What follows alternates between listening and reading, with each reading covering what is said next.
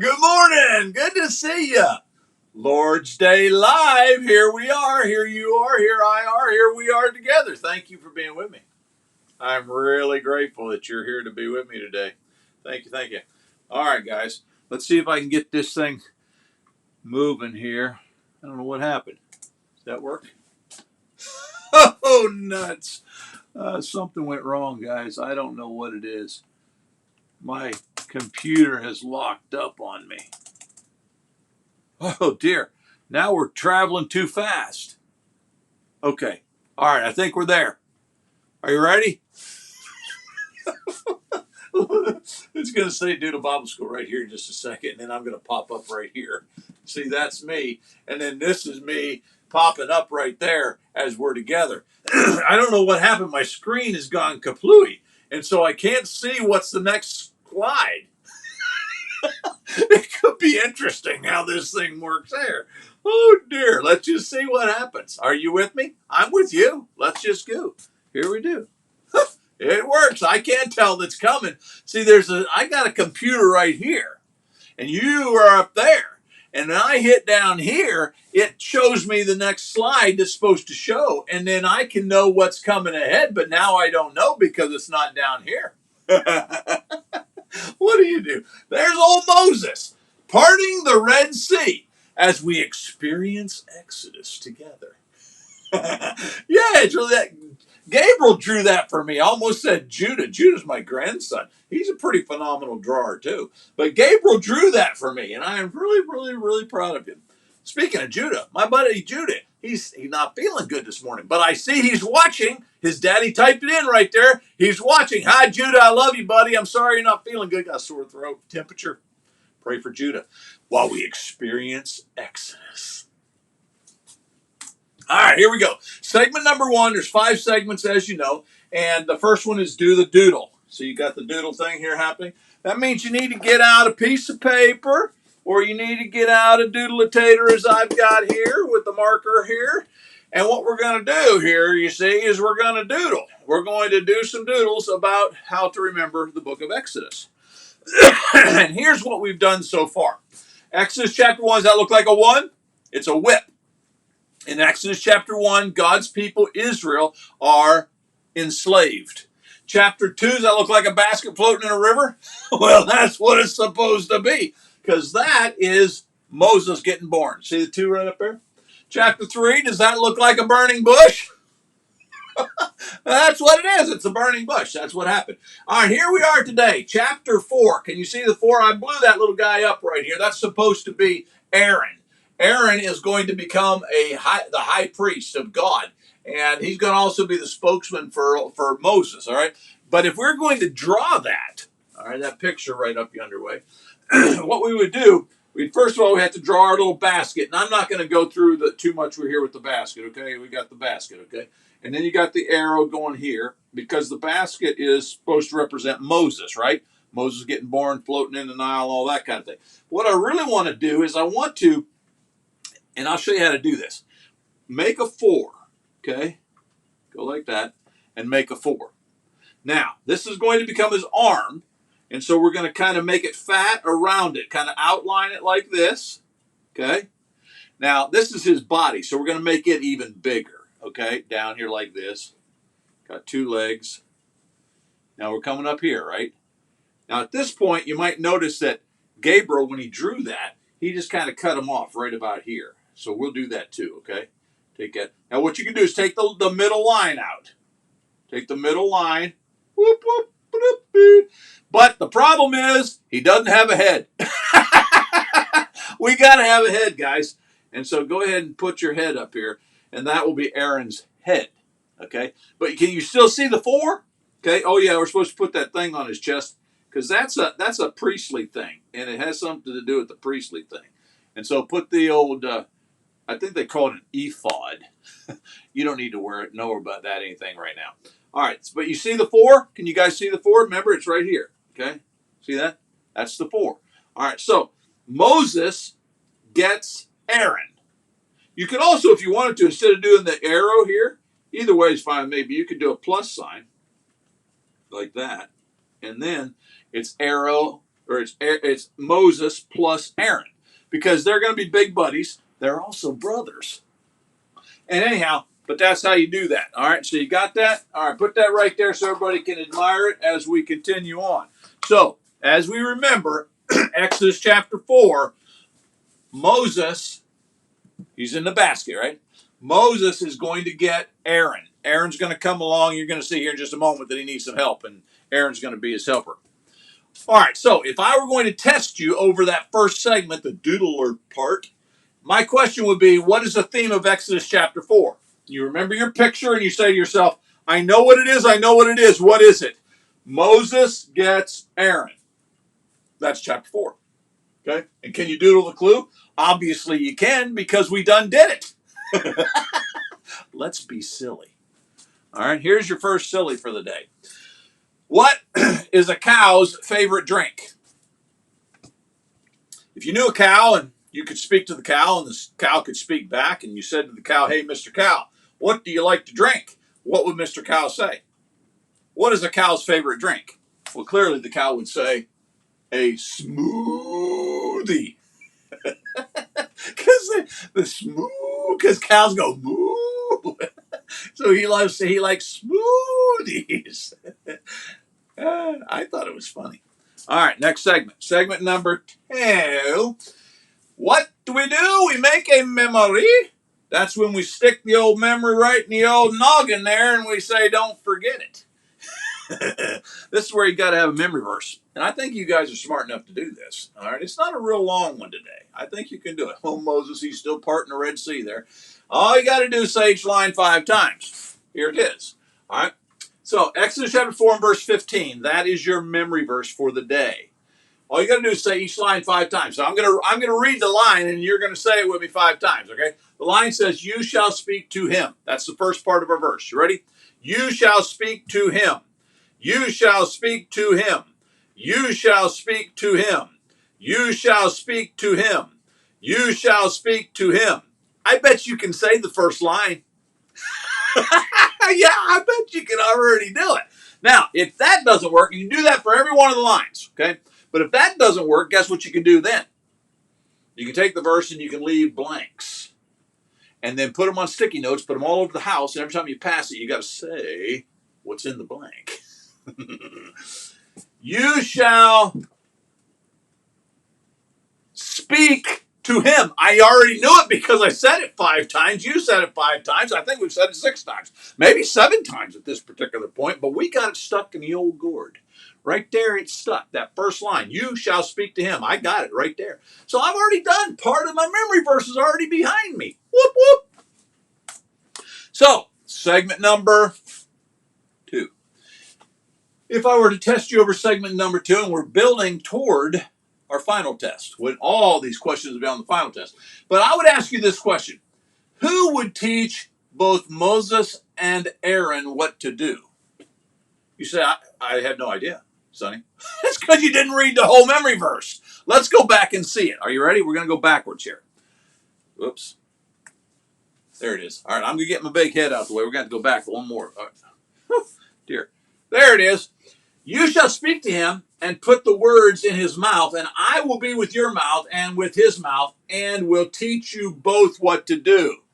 God's going to teach them both what to do. So that's the answer that you're going to have. Come on. Here it is. Whoop, whoop. There it is.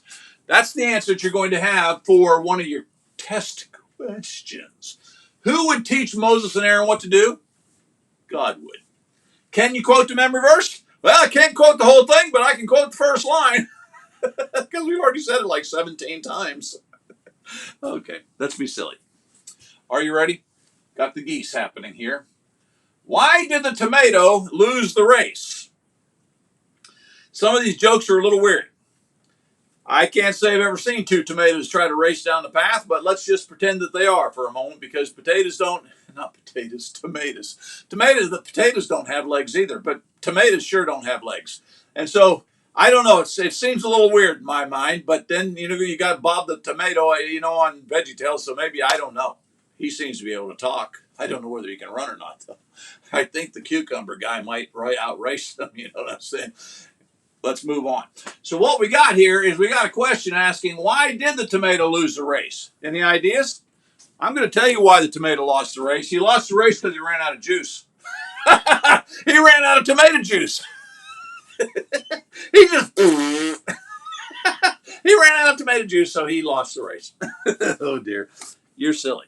You're silly. All right, segment number 3. Let's ponder the passage. See the guy here sitting by the pond. He's saying, He's doing the whole pondering by the passage by the pond. That's kind of hard to say. I think I spit on the screen there. So this is where we stop and we say to ourselves, what is it about this passage that I should ponder upon? I should think deeply on. All right, well, I'm glad you asked. Let's just go ahead and get our passage up here. Now, I tell you what, well, I guess it's okay. I was going to say I'm going to have to move our little man, but we don't because we can still see all the way down, so it's all good.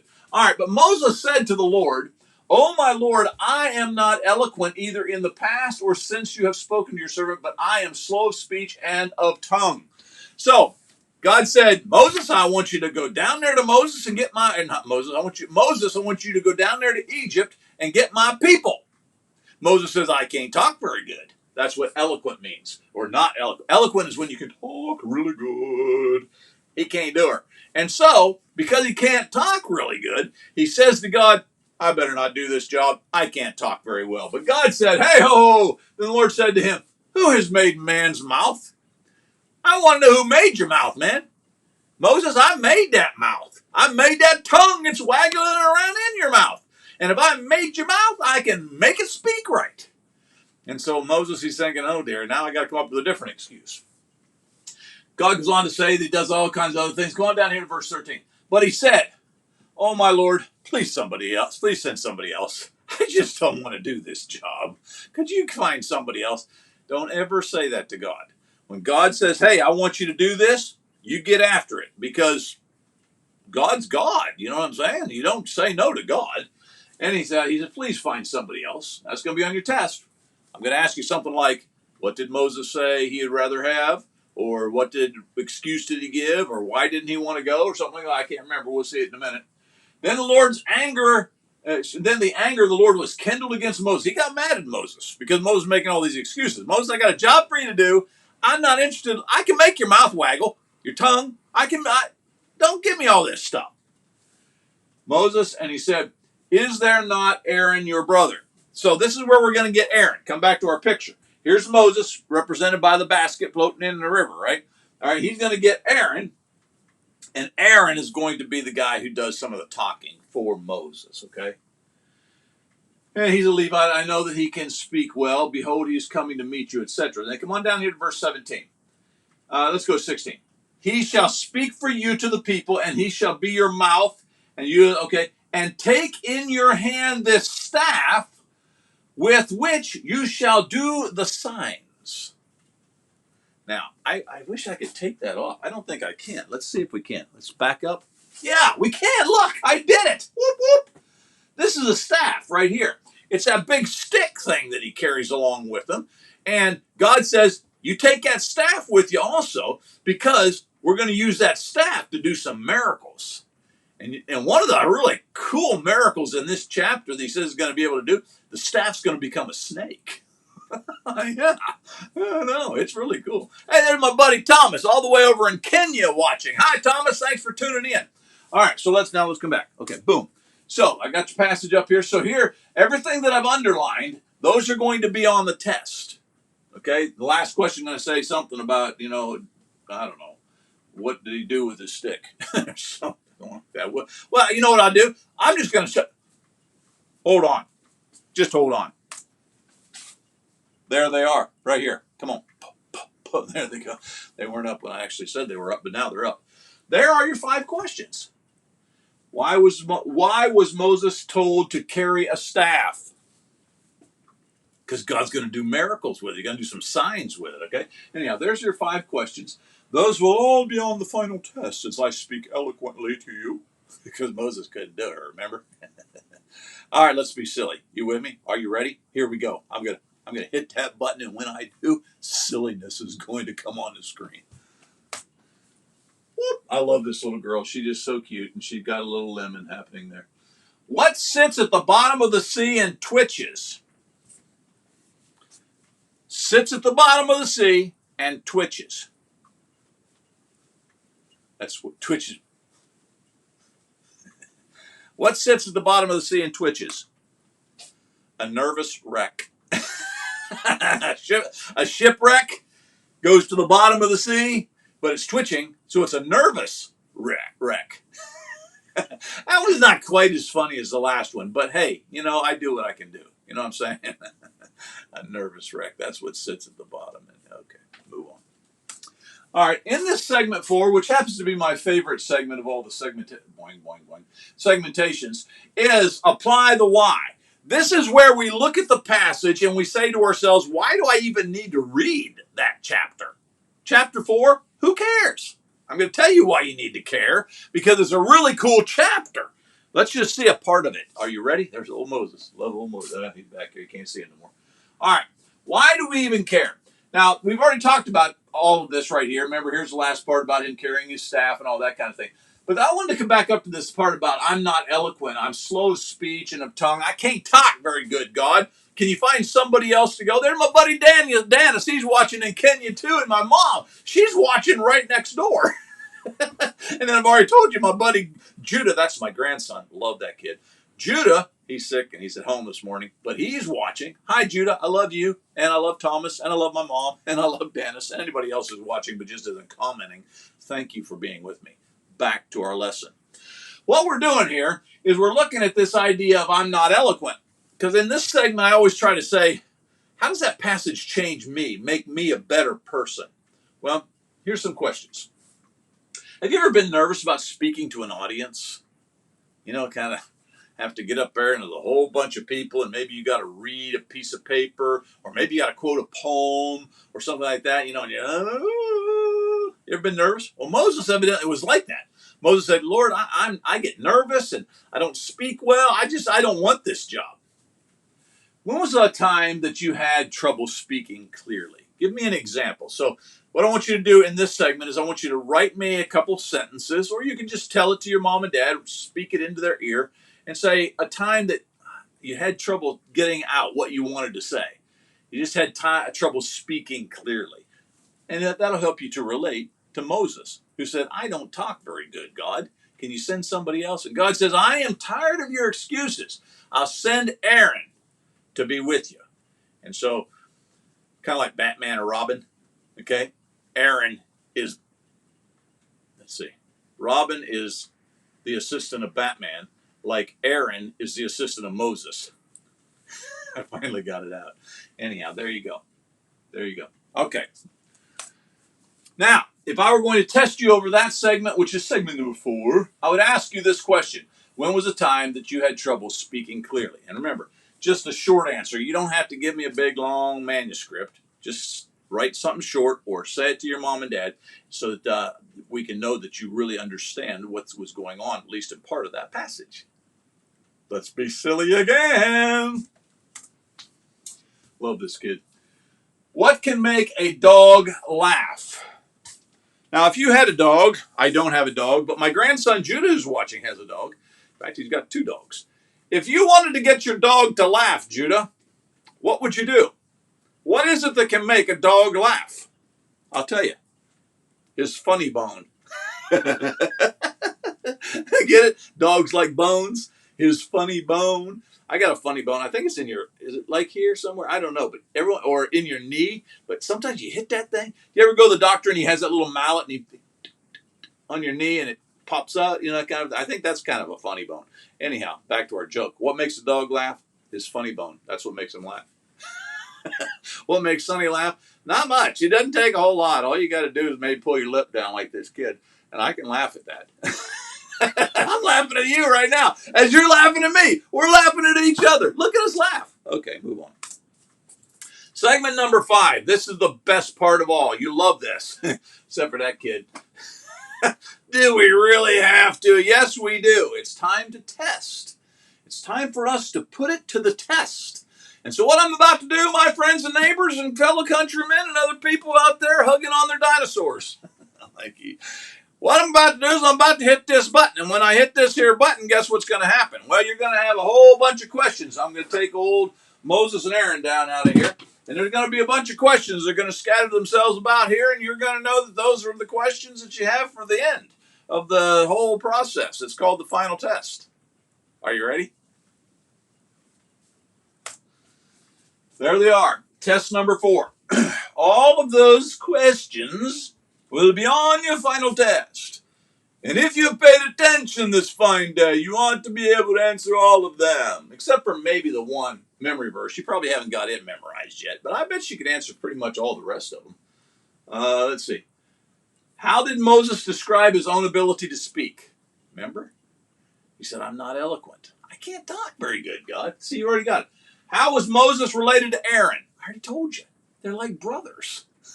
See, you got all the answers already. I mean, it's just such a wonderful thing. Anyhow, there you go. I'll tell you what, my friends. It is a nasty day here in northeast Arkansas. It's raining and it's cold and everything, but inside I got the heater going, and I guess it's going pretty good because I'm hot. And take off the old sweater. But as I do, I'm going to say to you, I love you. I mean it. I really do. I love you. This is Sonny Childs. Me.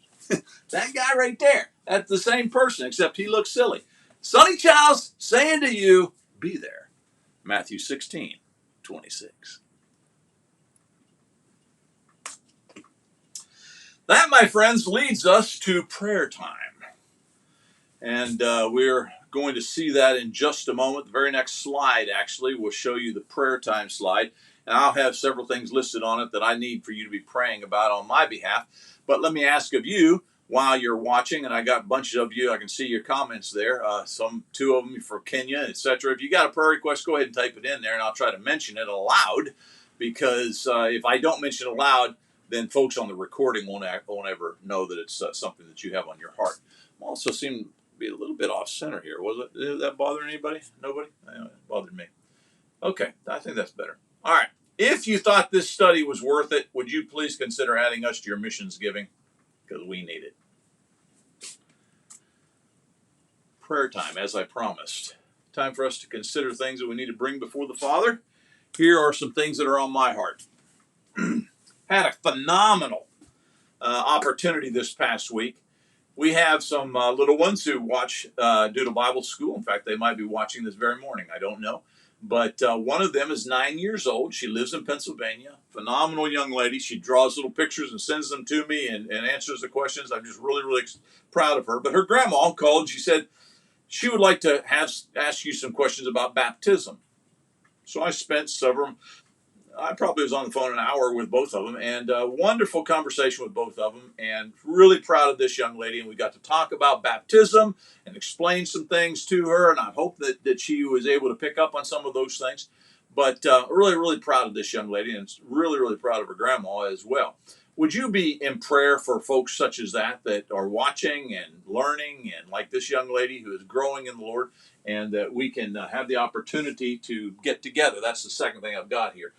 Cindy and I'd really like to make a trip up there to Pennsylvania and maybe spend a Sunday with these folks and have a home church scenario. And we'd like to have, but we got various responsibilities here on Senior Citizens Hill, as I like to call it. And so I'm not sure that we'll be able to get away anytime soon, but pray about that. Maybe God will open a door for us to be able to do that. You're probably wondering about the gift cards. This particular grandma is raising 5 of her grandchildren. Phenomenal lady. I love her very, very much. But as you can imagine, there are certain challenges that come her way. And right now, she's in need of diapers. And so we've got several folks who are coming together to make sure we got a supply of diapers and that kind of thing. If you would be interested in helping with situations like this, you might send me some gift cards, especially to Walmart, something generic like that that's around the country. And I'll be able to forward them to her. And so help us out if you can. Pray about it, certainly. Also, my dad's health. I would ask that you continue to pray for Dad. This past week he had a doctor's appointment, and Mom wanted him to get shaved so that he'd look nice. And so I got the job of shaving Dad. And it wasn't the easiest job. This picture here, you can tell there's that spot right up in here, and it's a little bit hard to get to. I was afraid I was going to cut him, but he says I didn't. Got to comb his hair, etc. And so, but he continues to be weak. ate really good the last couple of days, though. I'm thankful for that. Maybe he's going to regain some strength because of that. I'm hopeful. He's got a lot of folks coming in, assisting him, etc. But please, if you will, pray for Dad and that he will continue to gain strength. I have another family member who continues to be hospitalized and just recently got some relief from a lot of the pain that he's been in, but he's still in the hospital, probably going to be in the hospital for some time yet. So if you pray for him, I'd really appreciate that. I also want to ask you to consider the restoration message. And what I mean by that is the Restoration School of Biblical Studies, which you see down here at the bottom. We are blessed to work with individuals literally around the world. Two of them watching, Thomas and Danis, both from Kenya. We have another student who's from Uganda, and others who watch, like I say, around the world. And so every once in a while, I post some articles and that kind of thing, which are not necessarily official for them to have questions about in the School of Biblical Studies or anything, but just kind of inspirational material. This week, I am posting articles. There's going to be about 6 or 7 of them talking about first century church buildings. What is the evidence of first century church buildings, if any? And what does God say or doesn't say about first century church buildings? And I have this morning, I actually posted my second one. And so you can kind of look at my feed if you're interested. But just be mindful of that and read those and allow God's word to speak more than Sonny Childs, because I make mistakes quite often. Gabriel and Cindy to Boydsville. They were up when I made finalized this lesson yesterday. That was still in the works. Gabriel every Sunday has been preaching at Boydsville. Very proud of him for doing that, and Cindy goes with him, etc. But they had an individual hospitalized there, and various things came together that they had to cancel services. Where I'm going with that, and so Cindy and Gabriel will not be traveling to Boydsville this morning. They'll actually be traveling with me to Marmaduke. However, I will, if I had had time, I would have replaced that with my buddy Judah. My grandson Judah is struggling right now with a little temperature and sore throat, and it's that kind of time of year, etc. So you remember Judah in your prayers. That would mean a lot to me. Wednesday night live class, Cindy's Secrets. I've been speaking on Wednesday nights about woman's role, not so much in the church, although we'll touch on that a little bit, but just, why did God create women to begin with, and what is their role in culture and society according to God, etc. And I try to introduce each of these lessons with one of my wife's secrets. She's a phenomenal woman, and for 40 years she has guided our home and taken care of our home with regards to finances and homeschooling and all those kind of things. She has been able, on a lower middle class income, preacher salary no less, she's been able to manage these years and done a really good job of it. That's why I say I don't really, when people come up to me and say we got to have a second income, I rarely believe them. There are times when that has to be, but generally, if they'll just cut the budget, if they'll be disciplined, they can. I know they can, because Cindy did it. But anyhow, this was the question we asked last week: what is the secret to a fulfilling marriage? I tell her, don't write me a book. All I need is just a quick, sound bite. And here's what she said: put God first, your husband second, and yourself last. And that's one of the secrets that she has used over the last almost 41 years, so that our relationship has been phenomenal. And she's my hero. I love that woman very, very much. Join me on Wednesday nights at 7 o'clock, and you can be a part of those studies on woman's role. And then lastly, home church worship guides. Please be in prayer that these will be used. I know that they are. People thank me all the time for them and ask me to send them to them, etc. But we produce these on a weekly basis, and each week I also try to put out a little meme advertising that idea of having home worship. Imagine your son growing up watching Daddy lead home worship. What kind of impact would that be? I can tell you firsthand, I know, because my son every Sunday leads our home worship, while his son, Judah, watches and participates and helps. Judah's generally in charge of communion service. And he looks at his dad, he says, I want to be like Dad. And that's exactly the way it should be. Imagine if more men were given the opportunity to lead, spiritually speaking, in the worship setting. Corporate church, corporate congregations emasculate the man by basically saying, bring your family, sit them down in the pew, and just kind of watch what's going on. And so little Johnny looks forward and he sees some other guy who's up there leading. He doesn't see Dad.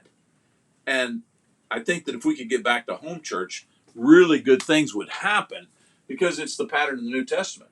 Anyhow, I try to do this every Sundays. There is your home church, home worship guides for this week.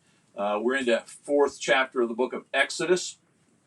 And on the left, you see the home worship guide that you could use this very morning if you wanted to have home church. And then on the right, you see the rest of the days that give you a step-by-step plan to have family devotionals. Screenshot that and you'll have it. Or you can write to me and I'll send you a whole bunch of them. Thank you for being here. It's time for sermon segment. Welcome to Lord's Day Live Sermon segment. I appreciate you for being on the ride with me. I'm so grateful as we continue in the study of the book of Exodus. As you know, we are trying to apply the chapters of Exodus. The first segment of the Lord's Day Live is a Bible class, Exodus Remembered. The second segment is a sermon, Exodus Applied. And so we take that same chapter that we were talking about in the Bible class now, and we're going to look at one specific, two specific, three specific, whatever. But generally it's one thread within that chapter that I feel like we can take and immediately apply into our own lives. And so that's what we're going to do this morning. However, before we get there, you know, I always give you 5 questions, and here they are. These are the 5 questions that you can use to prepare for the rest of the lesson. You can also screenshot that and kind of fill in the blanks as you go, and you will know where we hope to end up at the end of this particular sermon. Got it? All right. Exodus Applied. I want to talk this morning about the realms of God's power. And I'm going to zone in on this particular segment, verses 1 through 9 of chapter 4. Then Moses answered, "But behold, they'll not believe me or listen to my voice. They will say, 'The Lord did not appear to you.'" Now, of course, God is sending Moses back to the children of Israel. And Moses is coming up with every excuse in the book. And one of them is, they're not going to believe me. How are they going to believe me? The Lord says to him, "What is that in your hand?" He said, "A staff." And he said, "Throw it to the ground." So he threw it on the ground, and it became a serpent, and Moses ran from it. But the Lord said to Moses, "Put out your hand and catch it by the tail." So he put out his hand, he caught it, and it became a staff in his hand. "That they may believe that the Lord, the God of their fathers, the God of Abraham, the God of Isaac, and the God of Jacob has appeared to you." So I'm going to give you this staff, and it's going to be central to you proving to them that I'm the one who sent you. Again, the Lord said to him, "Put your hand inside your cloak." And he put his hand inside his cloak, and when he took it out, behold, his hand was leprous like snow. Then God said, "Put your hand back inside your cloak." So he put his hand back inside his cloak, and when he took it out, behold, it was restored like the rest of his flesh. "If they will not believe you," God said, "or listen to the first sign, that they may believe the latter sign, if they will not believe even these 2 signs or listen to your voice, you shall take some water from the Nile and pour it on the ground, and the water that you shall take from the Nile shall become blood on the ground." So there's 3 things that happen here in the list of evidences that God says you can use these to convince the folks that, hey, I truly am sent by God. And I want to step through these and notice some of the applications that we can make to each of these areas. Again, realms of God's power. First thing I would like to bring to your attention is that God, obviously, one of the realms of his power is he rules over the creatures of the earth. You come up here and he says, so he threw his staff on the ground and it became a snake. And then after it became a snake, God said, "Okay, now reach down there and pick it up." Now, there's a lot of things that we can make by way of application to these passages. And this might not be the first one that you think of, but it certainly was one of the first things that came to my mind with regards to creatures. Every night I have to walk down back here and I let the chickens, put the chickens back into the coop. Actually, in the mornings I let them out, but it's dark of an evening, and as I'm going down in there, I've got my flashlight and I'm looking around to make sure there aren't any, wild beasts out there ready to attack me. I'm not really afraid that I've got a bear or anything like that, but I've seen a lot of raccoons and even skunks and that kind of. I don't want to come up upon a skunk. And so, there's that fear factor that is always there, kind of in the back of your mind. I want to draw your attention to something in this passage. It may have slipped past you in the past. I know it has for me. But notice he says, throw your staff on the ground. And so he does. And it doesn't sound like God gave him any heads up about what was going to happen. He throws it on the ground and it becomes a snake. And notice that it says here, and Moses ran from it. I would too. I hate snakes. I'm going to and move away. But the part of this story that is interesting has slipped past me in the past is this. Slipped past me in the past. I've said that twice now. It's kind of hard to get it out. But it's this. Then he's going to say, Moses, here's what I want you to put out your hand and catch it by the tail. Now, he's already been startled by the fact that his staff has become a snake. Startled to the extent that it says that he ran from it. So he's backing up. I don't know. Now God says, grab it by the tail. That would have been the hardest part of the journey for me.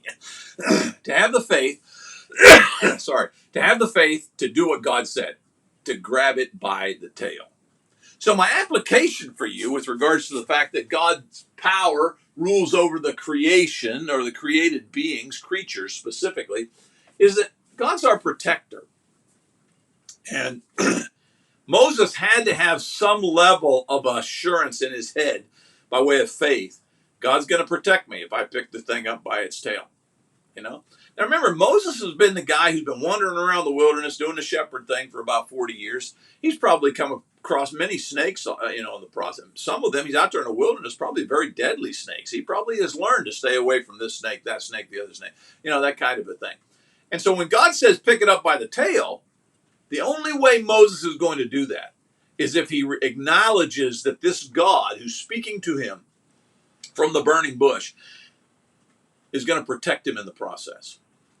So let me, by way of application, say to you, there's a lot of things that God asks of us in the journey of life, many of which are they're like stepping off into the darkness. I don't know. And yet God says, you do this, and I will take care of you. I'm mindful of Psalm 23, yea, though I walk through the valley of the shadow of death. That passage is written for the living. When you walk through the presence of death, he says, I'll fear no evil, for thou art with me. Thy rod and thy staff, they comfort me. God says, I know you're going down a path that you've never experienced before.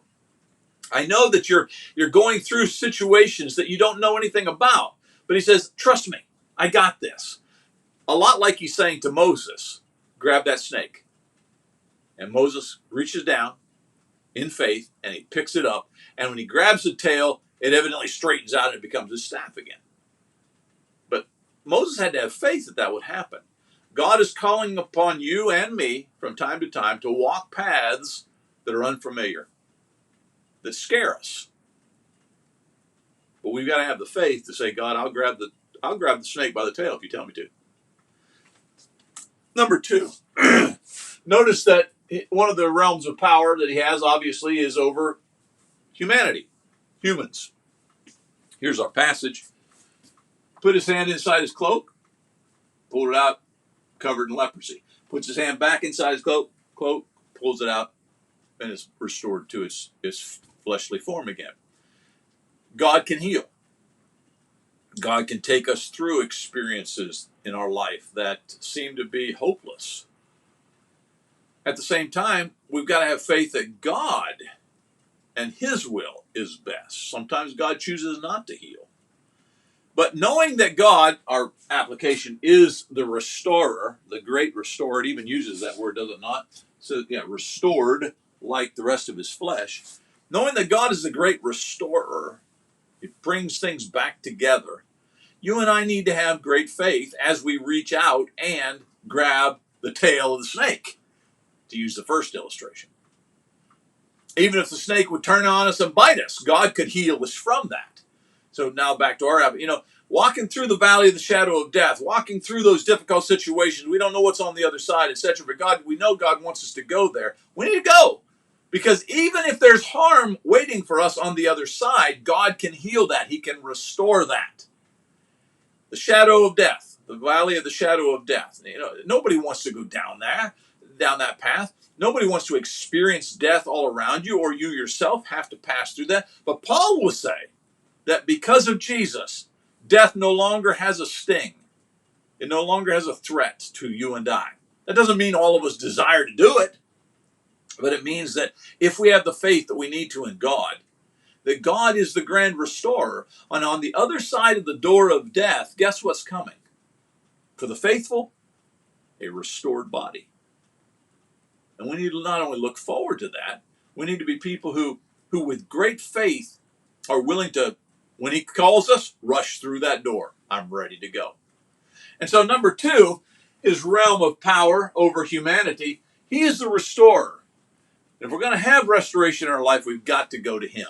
And then number 3, like the third illustration, or the third evidence that he's going to give to Moses. The first one was his staff. The second one was the leprosy thing.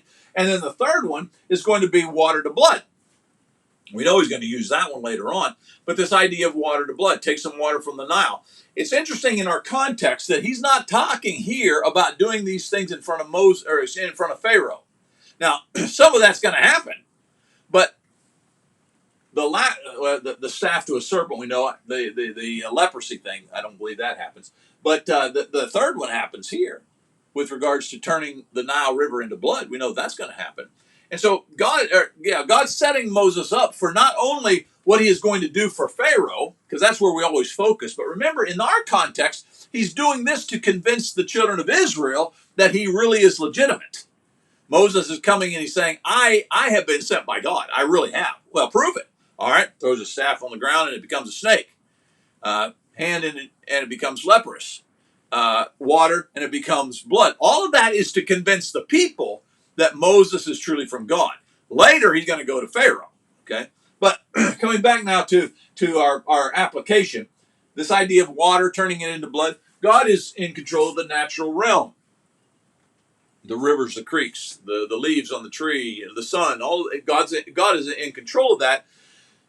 But the third application sounds pretty daunting or intimidating to you and I, and it should, because we've been pretty positive up to now. You know, he can protect us, he can restore us. But number 3, and I'm not so sure about what God had this in mind with the people, I can destroy you also. I'm in control of all of these things, and so be sober-minded when it comes to me and placing your faith in me. Now remember, these are going to be some of the most stubborn people we have in all of human record, as they're going to see all of these amazing miracles that God does, and then they're going to be just a few months outside of Egypt, wandering in the wilderness, and they're going to start whining and complaining because they don't have the water that they want, and as if God can't bring water. You know, these are some of the most stubborn, faithless people. That's why all of them are going to die in the wilderness, except for those 2 fellows that were faithful. But that being said, the lesson for you is that we need to recognize that God's realm of power, his realms of power, extend to the creatures, to humans, the natural realm.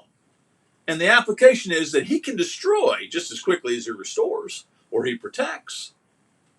That's why probably one of the most, intimidating to me, spiritually speaking, intimidating passages in all of this of Scripture is Matthew chapter 7, 21 through 23.